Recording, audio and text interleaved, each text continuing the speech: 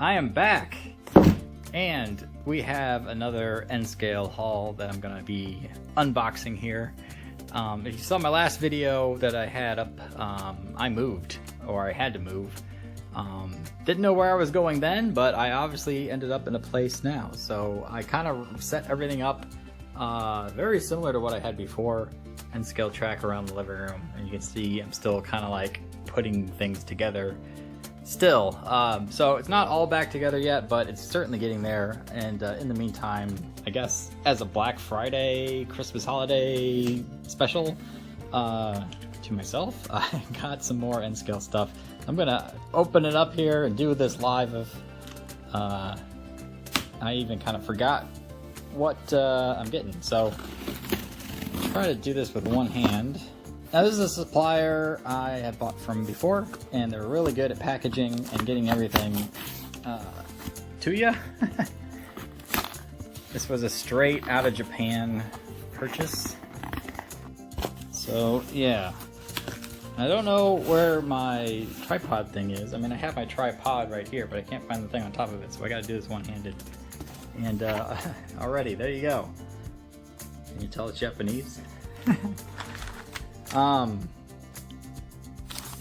I said, I've had good success with this before, purchasing decent prices, and I found some bargains, so that's one of the reasons why I made the leap and did the purchase. First thing first, so this is kind of cool. I've never bought like a straight up model that's like meant to go around an N-scale track before, and as you can see, this is a Kato one. It's technically like, does it say somewhere, engine house? But I'm going to use it. So over here in my new layout, on the back end, I got a double track, but this is where the power cord is. In my old place, it was over here, kind of hidden away. But since it's right here, you can see I got two wires kind of going over the track. So I'm going to put the house right in there and make sure, instead of having like back behind my TV just a generic like wooden tunnel, this is going to be an actual like engine house that's going to sit between the double track and prevent those wires from, you know, hitting the train. So I think that's a cool one. It only was like $14, so I thought, heck, for that price, why not? So I'll put that together one day and get that over there. What else we got? Oh, we got some LED lights. If you saw another one of my previous videos, I got the Twilight Express from Kato, and really liked it, and thought, hey, it's gonna look way cooler with lights. So I was able to get some lights, and we'll be doing that at some point. First car up is this Tomix freight car. This one's cool because it was super cheap. I think it was like $6. And if I remember correctly, there's like I-beams that you can put in there, and it looks really neat. So, oh, there it is on the back, kinda. Although I know this one comes with like some I-beams too you can put in there, or maybe it doesn't, and that was supposed to be supplied by you on the side. I don't know. It's definitely a car I don't have before, or nothing like it, so definitely got that for, like I said, $6 or whatever. Here's a couple more. Well packaged. We have a tiny little car here. This one again was like single digits in terms of dollars, and I got it mainly because, see, there's a single converter here, I think, for Kato. So this will be a new converter car for me to move between the Kato ones and the regular Rapido ones. I thought it'd be a cool little thing to have, especially for like a passenger train, because I have two converter cars right now, and they're all like freight cars. One's a coal car, and then the other one's a tanker. So this will look nice if I'm doing a passenger car. For some reason, if I saw these on eBay, which there's the number if you want to look it up yourself, I think they were going for like $40, $30, $50, and I'm like, why? And then you go where I got them straight direct from Japan, and it was like $8 or something like that. So kind of crazy. Next one, there it is, another Kato boxcar, which I don't have any of those. So I'm slowly like converting my old school like 80s 90s freight cars into modern stuff that just rolls better and connects better. So this is part of that, especially when I find them so cheap. I think this one was $4, so I couldn't pass that up and get a cool little modern boxcar that even looks nothing like I have, nothing like it. And I like finding, unique, diverse stuff. So that's a cool little find for sure.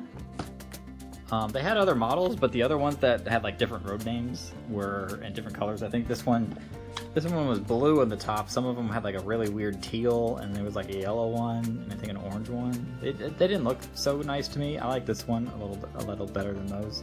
But those were also like $6 or $7 each, which is still a pretty good deal.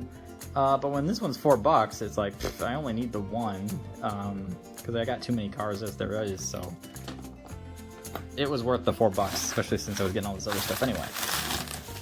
All right, I think. Is this the grand finale? It's a Tomix, and I like my Tomixes. So we'll move this to the side, and what is this beauty?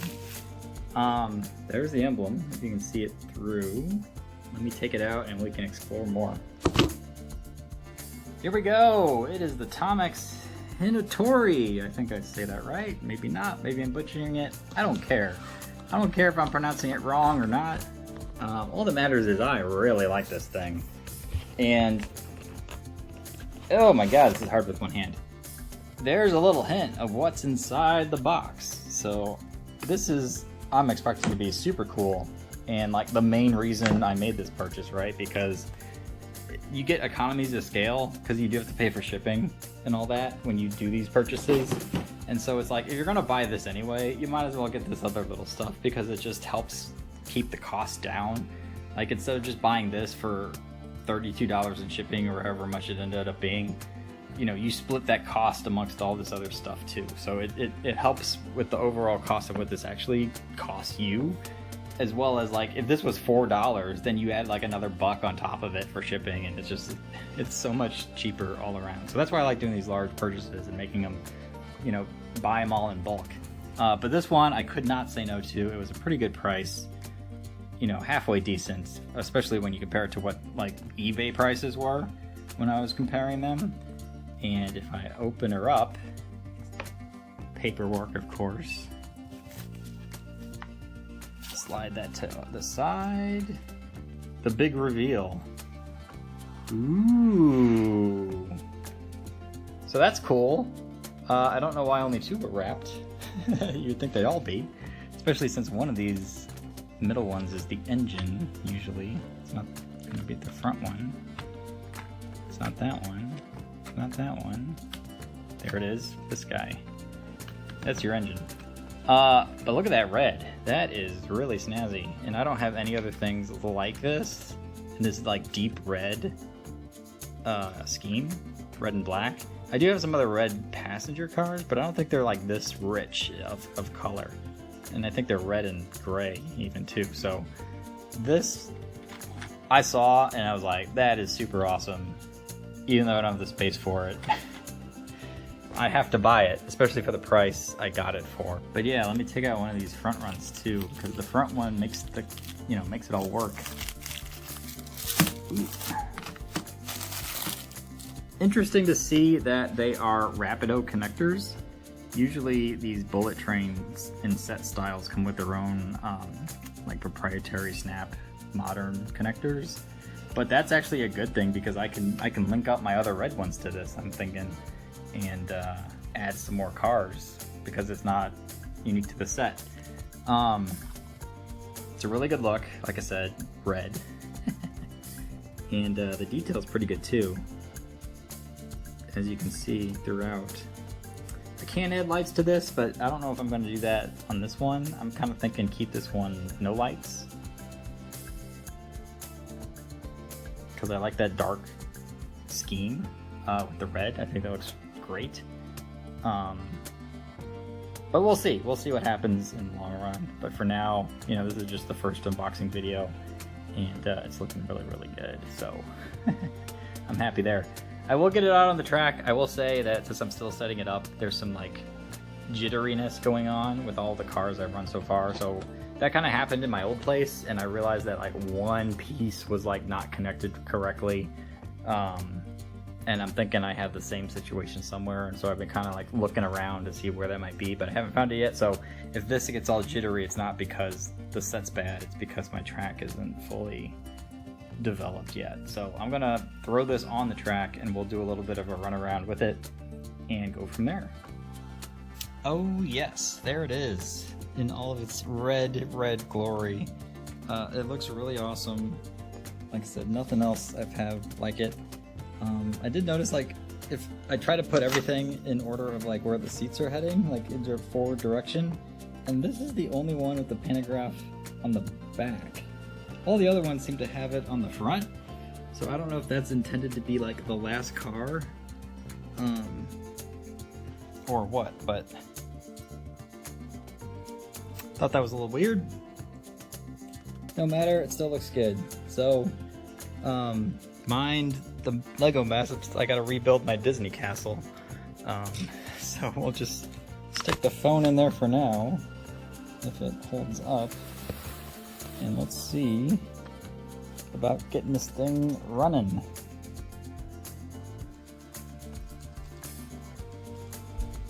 Nice. Off and running, super smooth. It does have some front lights you can see.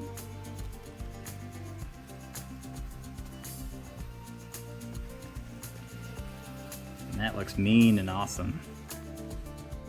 There's the jitter I was talking about.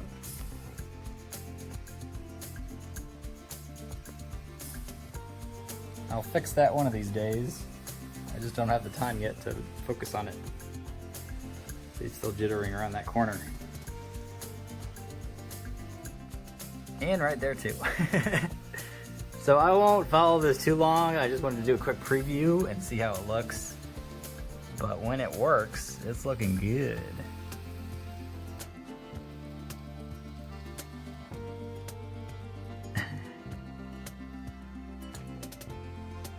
See how annoying that is? I need to find the faults.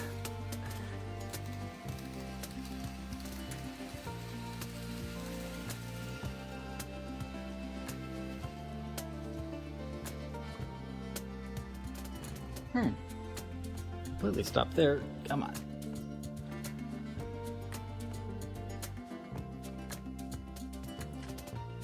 Oh no.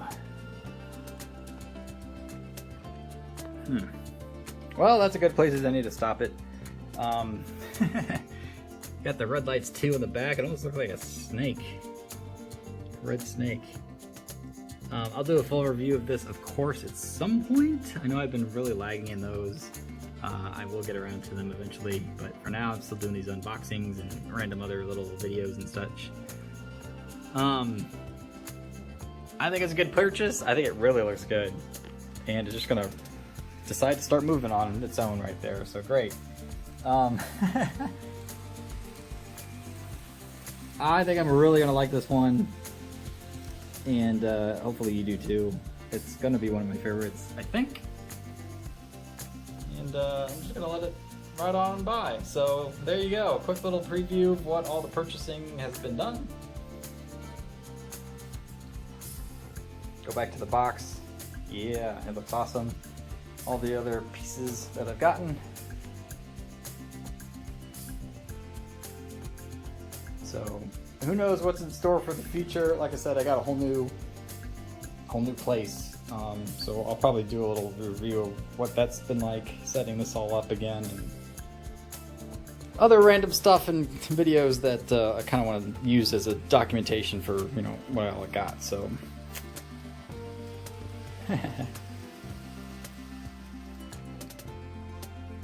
and it's dead again.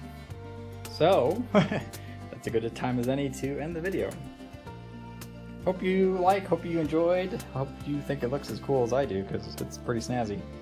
But that's it for now, and, you know, stay tuned for more.